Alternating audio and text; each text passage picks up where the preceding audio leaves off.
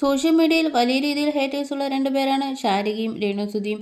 Big boss വീടിന് പുറത്തെ പോലെ വീടിനകത്തും ഇരുവരും തുടങ്ങുമോ എന്നതാണ് പ്രേക്ഷകർ ഉറ്റുനോക്കുന്നത്. ഒരു അഭിമുഖത്തിന്റെ പേരിൽ പരസ്പരം കൊമ്പുകോർത്ത രണ്ടുപേരാണ് രേണുസുധിയും ഇന്റർവ്യൂവറായ ശാരികയും. ഇരുവരും ബിഗ് ബോസ് മലയാളം സീസൺ 7 മത്സരാർത്ഥികളായി എത്തിയിരിക്കുകയാണ്. ഇരുവരും മുഖാമുഖം എത്തുമ്പോൾ എന്താവും സംഭവിക്കുക എന്നാണ് ഏവരും ഉറ്റുനോക്കുന്നത്. ഇരുവർക്കും ബിഗ് ബോസിൽ ഫാൻസിനോളം തന്നെ ഹേറ്റേഴ്സുമുണ്ട്. അതിനാൽ തന്നെ നെഗറ്റീവ് കമന്റുകളെ ഭയപ്പെടാതെയും ഇരുവരും ഗെയിം കളിക്കാനാണ് പ്ലാൻ. സമൂഹ മാധ്യമങ്ങളിൽ വലിയ രീതിയിൽ ഇളക്കം സൃഷ്ടിച്ച താരമാണ് രേണുസുധി.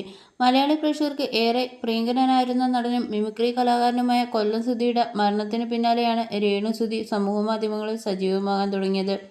റീൽസ് വീഡിയോകളിലൂടെയും മ്യൂസിക് ആൽബങ്ങളിലൂടെയും ഫോട്ടോ ഷൂട്ടുകളിലൂടെയും സമൂഹമാധ്യമങ്ങളിൽ തിളങ്ങുകയാണ് രേണു.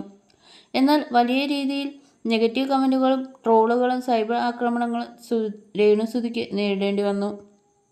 സിനിമ പിന്നണി ഗായകരംഗത്തും രേണുസുധി താരമായിട്ടുണ്ട്. ഈ അടുത്ത് രേണുവിൻ്റെ റാംവാക്ക് വീഡിയോയും വൈറലായിരുന്നു. ഫാഷൻ ഷോയിലെ തനിമലയാളി പെണ്ണായി എത്തിയ രേണുവിൻ്റെ ചിത്രങ്ങളും വീഡിയോയും വൈറലായത്. അവതാരകയായ ശാരിക ബിഗ് ബോസിലേക്ക് വന്നിരിക്കുകയാണ്. ഓൺലൈൻ ചാനലിലെ അഭിമുഖത്തിലൂടെ ശ്രദ്ധ നേടിയ ശാരിക അവതാരകയ്ക്ക് പുറമെ വ്ലോഗർ കൂടിയാണ്. രേണുസുധിയുമായി ശാരിക നടത്തിയ അഭിമുഖം വലിയ രീതിയിൽ വിമർശിക്കപ്പെട്ടിരുന്നു. രേണുവിനെ വ്യക്തിഹത്യ ചെയ്യുന്ന രീതിയിലുള്ള ചോദ്യങ്ങളാണ് ശാരിക ചോദിച്ചത്. ഒരു ഇന്റർവ്യൂവറുടെ പരിധി ശാരിക ലംഘിച്ചു എന്നായിരുന്നു സോഷ്യൽ മീഡിയയുടെ വിമർശനം.